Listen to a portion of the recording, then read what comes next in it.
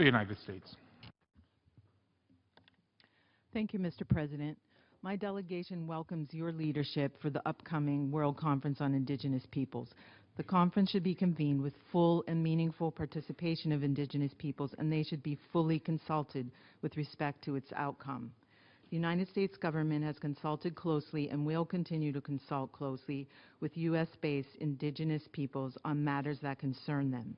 We have a few comments from the U.S. government's perspective in relation to the concise, action-oriented outcome document. First, with respect to the participation of Indigenous peoples in the United Nations. The United States has consistently reiterated its support for meaningful Indigenous participation in the UN. We agree with Indigenous peoples that existing arrangements for Indigenous peoples' participation in the UN are not satisfactory.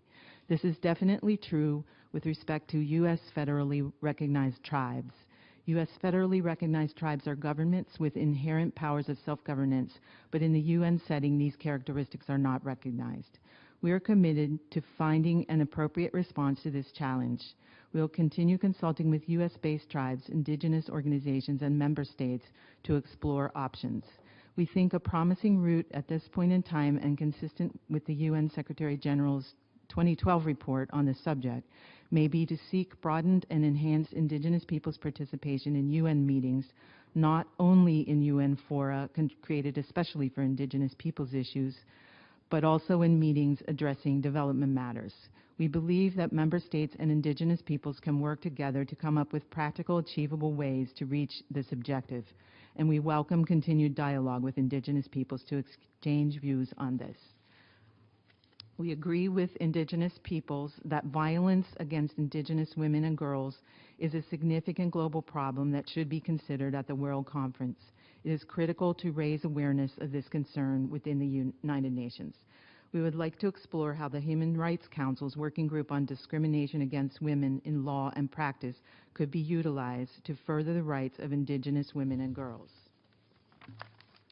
There are existing mandates and mechanisms within the UN system that are already engaged in addressing violence against women and girls, including violence against Indigenous women. We believe it is important to examine these before we make determinations about whether to establish new ones. Specifically, we welcome views on how these existing tools can be used more effectively to mitigate the problem. With respect to cultural property, the United States has strong domestic laws protecting the human remains and cultural property of Native Americans, and it strongly supports Native American efforts to stop the commercialization of protected Native American human remains and cultural property in other countries.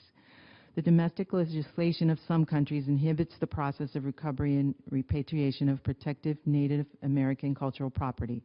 In this regard, the full documentation of cultural property prior to its illicit removal can greatly facilitate the recovery and repatriation of the cultural property.